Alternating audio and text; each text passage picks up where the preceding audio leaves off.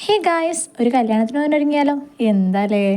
അപ്പോൾ നമ്മുടെ lip balm തുടങ്ങാം. ലിപ് ബാം ഇട്ടിട്ട് ലിപ്സ്റ്റിക്ക് ഇടാവുള്ളൂ കേട്ടോ. അല്ലെങ്കിൽ ലിപ്സ് ഡാർക്ക് അടിക്കാനും ഡാമേജ് ആവാനും വേറെ അവിടെ പോകേണ്ട ആവശ്യമില്ല.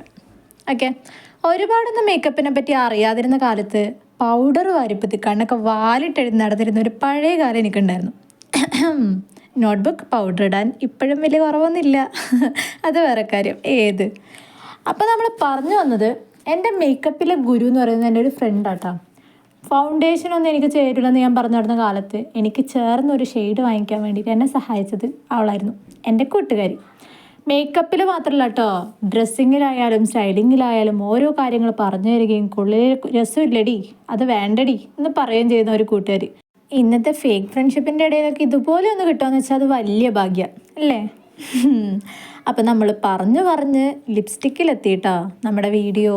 ഞാനിനി സാരി മാറിയിട്ട് വരാം. എൻ്റെ ഫ്രണ്ട് ഗിഫ്റ്റ് ചെയ്ത് ഈ വാച്ച് മാത്രം ഞാൻ ഈ സാരീൻ്റെ കൂടെ ഇട്ടിട്ടുണ്ട് കേട്ടോ.